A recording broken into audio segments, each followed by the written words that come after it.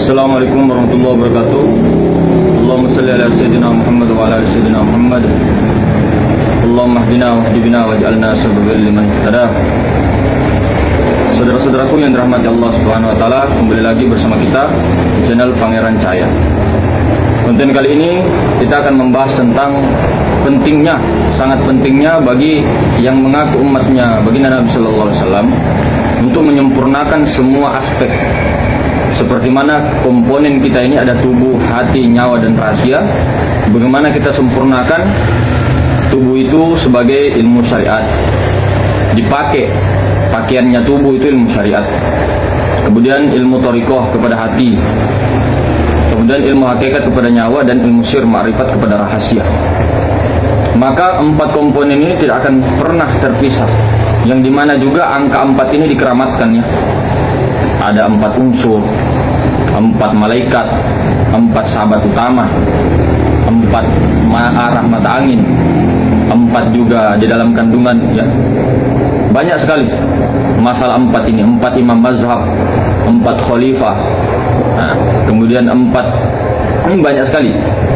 Makanya angka 4 ini juga dikeramatkan. Begitu juga dengan angka-angka lainnya. Dan ini akan terus berjalan secara terus-menerus. Nah, ini kita ini dijadikan.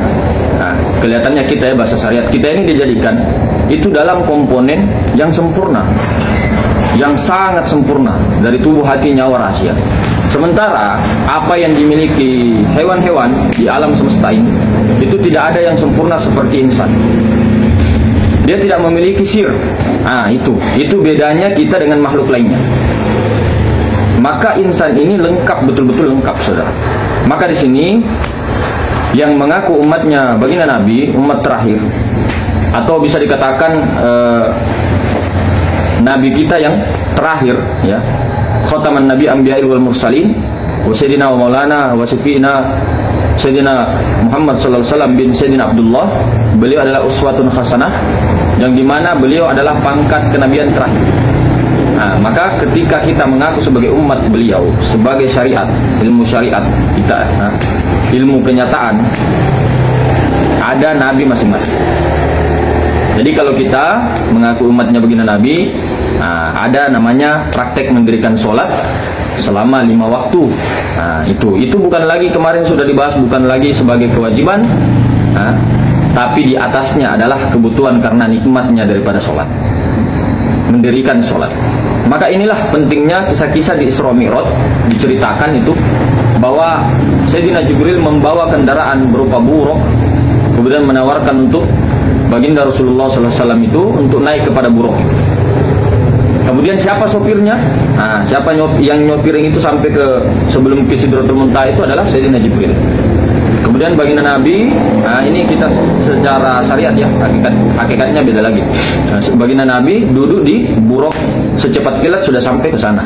Jibril parkir, buruk parkir, akhirnya baginda Nabi masuk sendiri kepada wilayah suci atau wilayah ketuhanan di alam lahut ya. Sidratul Muntaha. Kesadaran tertinggi, sadar yang sangat sadar akan diri, tapi dirinya zat Allah. Nabi Muhammad lebur, kemudian bertemu dengan Allah Subhanahu wa taala, atau dikiaskan di situ nur, bertemu dengan nur. Nah, di sini kesadaran tertinggi, maka ini pakai bahasa kelihatan ada 2, ada nur, ada Nabi Muhammad, tapi sebenarnya tidak, saudara. Maka ketika di wilayah kesadaran ahadiyah, kesadaran tunggal ahadiyah, di wilayah martabat ahadiyah atau di alam lahut atau alam hahut, apalah ceritanya, kalau kita kiaskan dengan kesadaran akunya Allah, maka otomatis Nabi Muhammad sudah tidak ada lagi di sana. Rasulullah yang Nur Muhammad ini sudah hancur sehancur-hancurnya, bukan berarti hancur, dihancurkan rasa-rasanya. Kemudian tidak bisa lagi dikata-katakan, yang ada hanya aku, kata Allah. Maka ketika di situ sebelum menghadap daripada ini, Jibril tidak boleh masuk. Akal, pikiran sehat itu tidak boleh masuk kepada wilayah zauq itu. Nah, ketika baginda Nabi masuk ke dalam, di situ bingung baginda Nabi.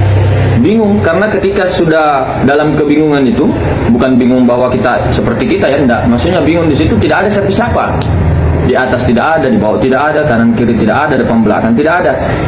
Nah, di sini sebenarnya dikiaskan bahwa baginda Nabi di situ di dalam keadaan fana. Maksudnya diri baginda Nabi, Nur Muhammad sudah tidak terpandang, yang ada hanya Allah, akunya Allah. Di situ tidak ada siapa-siapa, rasanya tidak ada siapa-siapa gitu. Ke depan tidak ada, ke belakang tidak ada. Nah, ini kan bahasa metafora, bahasa mutasabiat, bahwa di wilayah itu di dalam kesadaran fana, di dalam maharuang. Nah, sehingga seakan-akan melihat Allah yang nyata. Dikiaskan seakan-akan, tapi memang betul-betul bukan baginda Nabi yang melihat Allah, tapi baginda Nabi lenyap, Nur Muhammad lenyap, ya semua lenyap. Allah Ta'ala, zat Allah yang memandang dirinya sendiri. Nah, bikin cerita di situ melalui tajallinya kenyataannya Nur Muhammad dia juga, tapi bukan dia tapi bukan dia, lain namun tidak lain. Nah, jadi tidak bisa dibilang iya, tidak bisa juga dibilang tidak. Nah, sama juga dengan ruh, bahasa ruh. Kalau di Ahlussunnah wal Jamaah tidak bisa dibilang ruh itu makhluk, tidak bisa juga dibilang Tuhan. Nah, begitu loh Nur Muhammad. Maka pada saat itu tidak ada siapa-siapa, betul-betul kosong. Nah, dalam keadaan fana, diam sediam-diamnya, barulah ada wahyu sejati, ya ceritanya. Firman-Nya Allah, wa fi anfusikum afala tubsirun. Muhammad, di dalam dirimu apakah kamu tidak melihat? Nah, maksudnya kau itu istilahnya itu begini, kau itu aku itu kamu, begitu. Ya, istilahnya begitu. Tapi akunya kamu, bukan kamunya aku. Nah, beda ya. Jadi yang di sini ditunjuk adalah percakapannya Nur Muhammad dengan Nurullah sendiri, sifat dengan zat sendiri. Nah, ini tidak bercerai. Maksudnya ini adalah cerita dirinya sendiri, begitu. Nah, ketika terjadi penglihatan zat memandang sifat, itulah sholat yang sempurna. Mendirikan sholat yang sempurna artinya terhubung. Yang tadinya keakuan kita ini Adam, kemudian kita menaikkan kesadaran itu kepada akunya Nur Muhammad. Nur Muhammad diterbangkan oleh Sayyidina Jibril beserta buruk. Sebelum masuk wilayah itu Nur Muhammad lenyap sampai di akunya Allah, sampai di akunya kesadarannya akunya Allah, akunya zat Allah, yang mentajallikan dirinya kepada Nur Muhammad, kepada sifat. Makanya ketika sholat itu Allahu Akbar, zat memandang sifatnya. Nah, jadi di sini yang perlu diperhatikan ini secara toriko dulu ya, secara perjalanan kita tahu harus maknai dulu. Apa sih yang menyembah? Siapa sih yang dipersembahkan? Yang disembah siapa sih? Nah, siapa yang menyembah? Apa yang dipersembahkan? Yang mana yang disembah? Nah, kan begitu di dalam toriko. Makanya tubuh itulah Muhammad. Nah, jadikan dulu Muhammad, tubuh batang tubuh ini loh. Ini yang menyembah. Nah, tapi yang sembahyang atau yang dipersembahkan itu Ahmad atau Rasul. Nah, ini naik turun pujinya Ahmad ini. Ya, Ahmad ini sebenarnya pangkat. Pangkatnya Muhammad, Nur Muhammad yang gaib, yang laisa. Nah, begitu. Nah, ini Nur Muhammad yang nampak, yang nyata, begitu. Nah, jadi Muhammad yang yang sembahyang, yang memuji, yang dipersembahkan itu adalah Ahmad atau Rasul, itulah imamnya, itulah Rasulullah, itulah utusan Allah, begitu. Nah, kemudian yang menyaksikan adalah Allah Ta'ala itu sendiri. Jadi yang disembah adalah Allah Ta'ala sendiri. Tapi yang menyembah itu adalah tubuh Muhammad, yang dipersembahkan Ahmad, nyawa, yang disembah rahasia, yaitu Allah Ta'ala zat. Jadi af'al yang sembahyang, kemudian yang dipersembahkan adalah sifat. Karena kalau tidak ada sifat, mau bagaimana? Ini nanti dihantarkan kepada memuji untuk zatnya. Nah, zat memperhatikan sifat. Rahasia. Nah, makanya dikatakan rahasia. Yang mana rahasia? Nah, kita harus wajib ketahui yang mana itu rahasia. Nah, itulah sir yang dikatakan diri zatnya Allah. Yang mana itu tarik ke dalam, ke dalam. Maksudnya bagaimana sih ke dalam? Coba perhatikan nih. Jadikan tubuh Muhammad, yakinkan dalam pandangan asirmu ini Muhammad. Tubuh ini loh, batang tubuh Muhammad. Kemudian ini Nur atau Rasul, ini yang naik napas ini. Nah, ini kan kelihatan ada dua. Kelihatannya kita memandang ada tiga ya. Ada yang memandang ya. Kemudian ada yang naik turun. Kemudian ada yang batang tubuh. Kelihatannya kan ada tiga. Allah, Rasul Muhammad, atau Allah, Nur Muhammad. Ketika ini sudah dijadikan batang tubuh ini Muhammad, kemudian Rasul ini yang naik turun, kemudian yang menyaksikan ini Allah atau zat Allah, kemudian mendengar juga zat Allah. Nah, menyaksikan. Jadi menyaksikan itu bukan hanya melihat. Menyaksikan itu bisa dikatakan mendengar, bisa juga dikatakan melihat. Nah, antara itu ya, bisa juga dikatakan mendengar dan melihat. Nah, itu. Coba letak kedudukannya. Zat Allah menyaksikan sifatnya. Nah, sifatnya itu ada pada Nur Muhammad atau Rasul Muhammad. Nah, Rasul yang naik turun atau Nur, yang batin, yang nyawa, kemudian Muhammad. Nah, coba dicari-cari rasanya. Coba didalami ini, saudara. Muhammad, Rasul, Allah. Allah, Rasul Muhammad. Allah, Nur Muhammad. Bukan berarti Allah itu di dalam kepala sini, tidak. Pahami dulu. Makanya yang dikatakan Allah itu ya zat. Zat itu yang maha suci, yang tidak bisa dini. Laisa kamitslihi syai'. Nah, tapi zat ini mentajalikan dirinya bahwa aku punya wujud, kenyataan, aku bernyata kepada Muhammad. Tapi Muhammad jangan katakan Nur Muhammad itu aku. Tapi jangan pisahkan karena itu wujudku, kenyataanku gitu loh. Nah, kemudian Nur Muhammad ini masih laisa. Dia ingin dikenal. Nur Muhammad ini belum bisa dikenal, belum lagi bisa dilihat, dinampakkan. Maka dia laisa lagi kepada insan. Nah, maka jika ingin melihat Muhammad, lihatlah Allah. Jika ingin melihat Allah, lihatlah Muhammad. Jika ingin melihat Muhammad, lihatlah insan. Nah, begitu loh ceritanya. Nah, kemudian makanya sebelum sholat harus betul-betul fanakan diri dulu. Fanakan itu, fanakan kesadaran itu. Jadi tidak ada keakuan kita di situ yang merasa kita yang melihat atau kita yang menyaksikan Nur Muhammad. Bukan kita yang menyaksikan Nur Muhammad, tapi zat Allah itu sendiri yang menyaksikan Nur Muhammad, yang menyaksikan Muhammad. Nah, Allah Nur Muhammad. Nah, jadi ketika ini ya, perhatikan, ketika membaca apapun di dalam sholat ini, atau membaca Al-Fatihah atau takbir atau apapun itu berzikir, Allahu Akbar kabir walhamdulillahi katsira wa subhanallahi bukrata wa asila. Nah, Muhammad ini yang bersedekap, yang berbicara juga Muhammad. Nah, yang memuji ini nyawa. Nah, yang melihat ini rahasia. Ya zat Allah menyaksikan. Zat Allah menyaksikan Nur Muhammad. Nur tu batin, Muhammad tu ini. Nah, ini menjadi imam di dalam sholat. Ini yang menjadi imam di dalam sholat itu Rasul Ahmad. Kemudian makmumnya adalah tubuh dan nyawa. Tubuh makmumnya, nyawa adalah Ahmad, imamnya. Nah, kemudian kita di mana? Kita sudah tidak ada.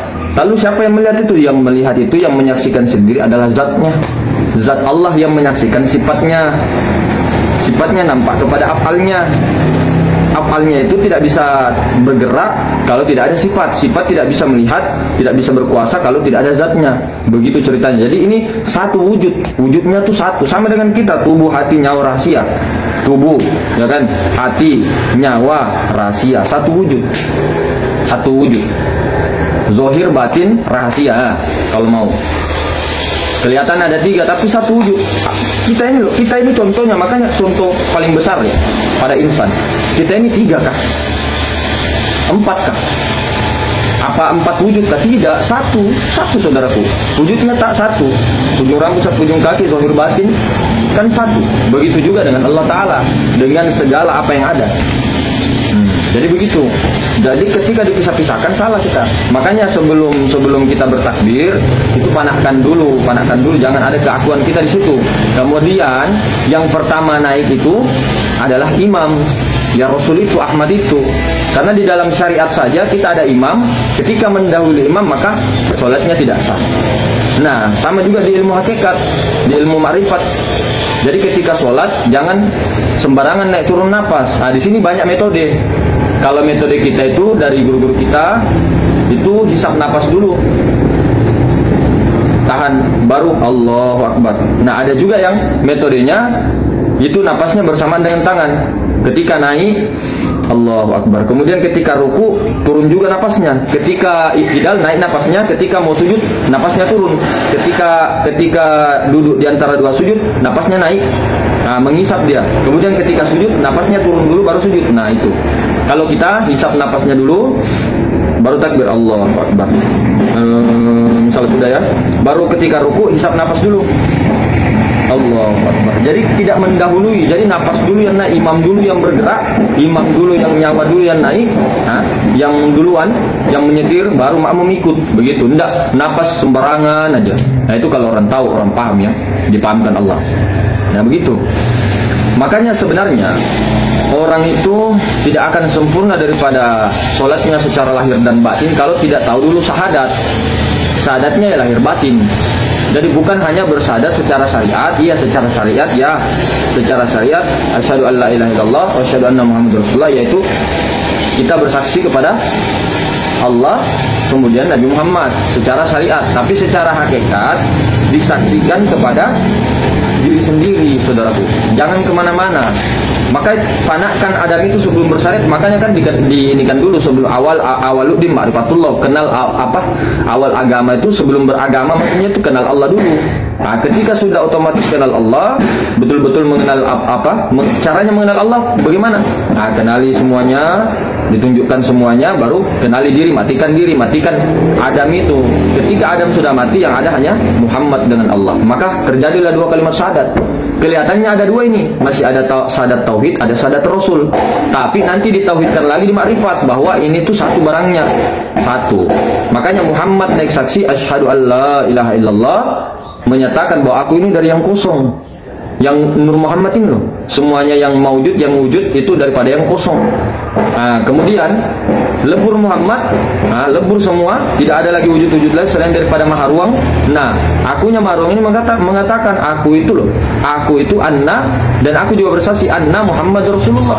Aku itu telah wujud kepada Muhammad Rasulullah. Aku itu bahasa diperdalamkan lagi, aku itu Muhammad. Aku itu Muhammad. Muhammad itu wujudku, wujud kenyataanku, mazharku, kata Allah begitu. Jadi sempurna dua kalimat syahadat. Bukan kita mengatakan Muhammad Allah, Nur Muhammad itu Allah. Kita salah paham di situ, saudara. Maka ketika sholat betul-betul Allahu Akbar. Nah, di mana Adam? Di mana kita di situ? Tidak ada. Akal ini aja, makanya akal ini jangan dibawa. Kalau kita bertanya-tanya lagi, tapi kok katanya hanya Allah yang ada, ya. Tapi kok saya melihat, nah ini akal pikiran kita yang selalu ini. Makanya kalau dunia tasawuf itu kalau sudah masuk di dalam rasa, jangan pakai itu dulu. Diamkan dengan akal Rabbaniyah. Dituntun bukan dengan nafsu ananiyah, bukan dengan akal pikiran kita yang daripada hawa nafsu kita sendiri yang selalu mau begitu. Nah, memang kalau dibilang Allah itu tidak masuk logika, ya jelas. Bagaimana mau dilogikakan Allah? Segala apa yang dilogikakan itu bukan Allah. Tapi kalau ilmu untuk mengenal Allah itu bisa martabat ahadiyah sampai martabat insan, itu bisa dijelaskan dari kosong, kemudian ada ruh semesta alam, kemudian terjadi ini itu kan bisa dilogikakan. Tapi kalau Allahnya tidak bisa dilogikakan. Sedangkan ini saja kita bingung kalau pakai akal. La ilaha illallah, tidak ada yang nyata melainkan Allah. Tapi kok saya masih melihat, nah ini kan akal. Coba kembalikan sifat ma'ani. Pakai rasa dong. Kembalikan sifat ma'ani juga takluk kepada sifat ma'nawiyah zat. Pakai rasa lah, jangan pakai akal. Kalau dibilang juga Allah Maha Tunggal, berpikir-pikir kita. Nah, itulah makanya ulama kita sepakat dan kemudian baginda Nabi mengatakan tafakkaru fi khalqillah wala tafakkaru fi zatillah. Pikirkanlah tentang makhlukku, ciptaanku, kata Allah. Atau dalam ini tafsiran lain, pikirkan tentang sifatku. Sifatku yang mana? Yang Muhammad. Jangan pikirkan tentang zatku. Nah, ini coba loh, ini. Coba ini bagaimana ini kosong. Bagaimana caranya dipikir kosong?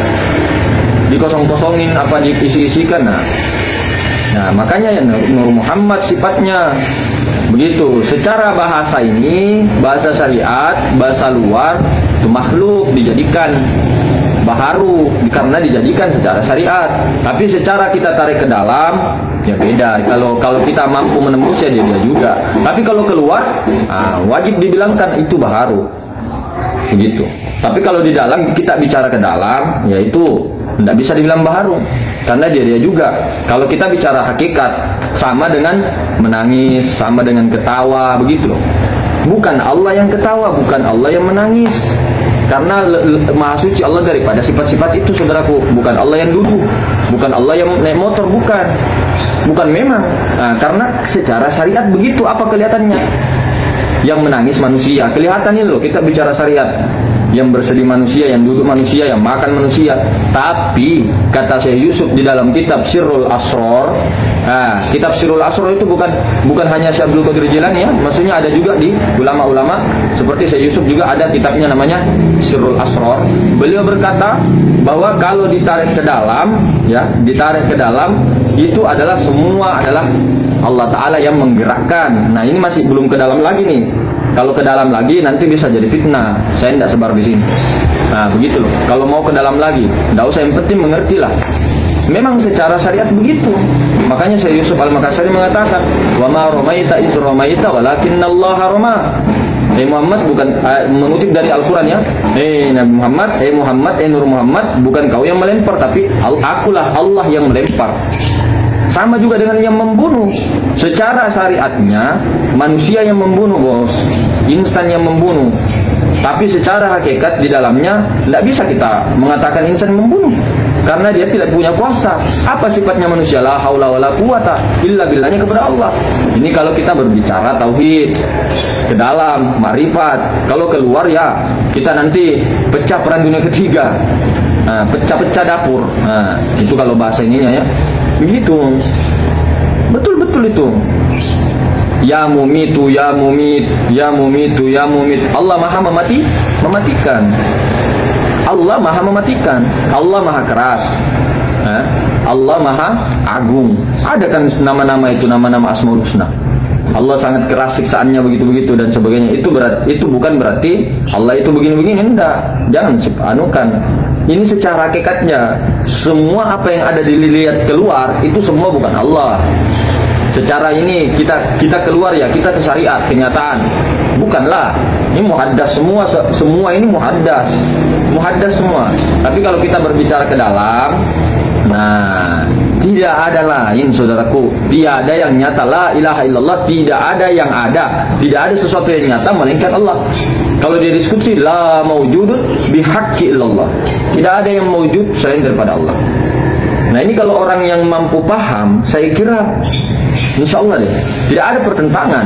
Tapi kalau kita di satu sisi fanatik ke luar, nah yang satu fanatik ke dalam terus. Nah tapi kalau dua-duanya seimbang, kanan dan kiri seimbang, dia jalannya lurus. Jadi dia tidak ke kanan, tidak ke kiri.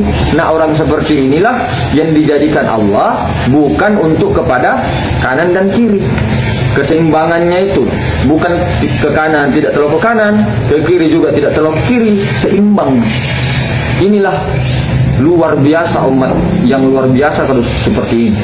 Maka itu tadi di dalam praktek itu, praktek mi'raj tadi, sholat itu, luar biasa kalau bisa dipahami itu, dipahamkan Allah. Tapi pelan-pelan, butuh proses, butuh pemurnian, butuh kesadaran, baru pencerahan. Salam sehat, salam waras, salam logika dan ilmiah. Tapi ketika praktek jangan pakai ilmiah, jangan pakai akal, logika jangan. Kalau praktek bingung sendiri, nanti terputar kepala.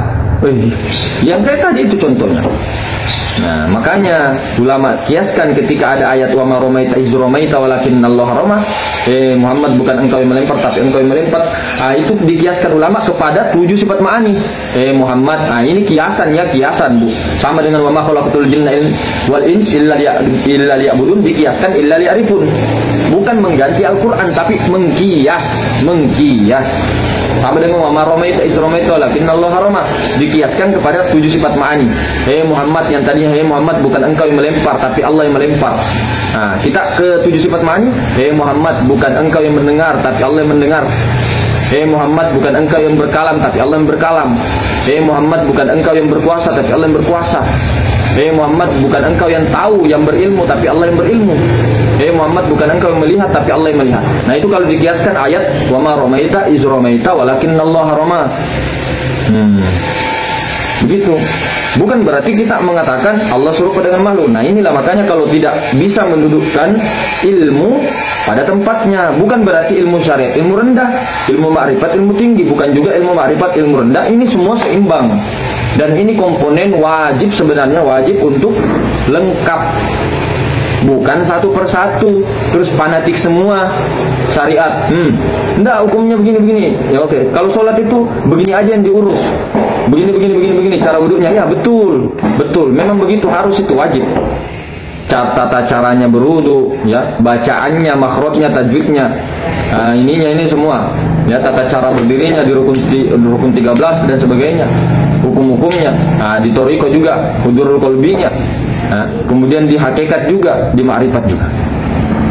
Alangkah indahnya dunia ini kalau ada orang, berapa orang saja yang betul-betul empat-empatnya ini dijaga, empat-empatnya ini kemudian diterapkan di dirinya, kemudian di rumah tangga, kemudian di lingkungan sekitarnya, terus sedikit demi sedikit seperti rayap, akhirnya lebih dengan banyaknya, dengan ilmu seperti ini empat-empatnya, perdamaian di atas dunia. Tidak ada lagi meskipun apapun. Jadi kalau sudah begini, kita tidak ada istilah mau agamanya apa, keyakinannya apa, mau rasnya apa, mau sukunya apa, kan damai-damai aja. Peluk-pelukan sama keyakinan lain juga tidak masalah, mau itu negara apa. Itu kalau orang paham. Tapi kalau orang tidak paham, nanti bertengkar terus kerja kita. Coba kita ini adalah umat yang satu, dari diri yang satu, rupa-rupa yang berbeda tapi manusia satu. Si tongon-tongon manusia, saya dimi tahu. Kata leluhur kita, mega rupa tahu banyak sekali rupa-rupa manusia, tapi saya dimi tahu satu di manusia. Ini leluhur kita selalu jaga ini, satu di manusia. Jangan tertipu. Maka orang yang mampu melihat pandangannya tembus kepada saya dimi tahu, satu manusia, orang seperti ini yang patut dijadikan prioritas untuk maju ke depan. Saya kira begitu, saudara-saudara. Dimaafkan banyak khilaf. Assalamualaikum warahmatullahi wabarakatuh.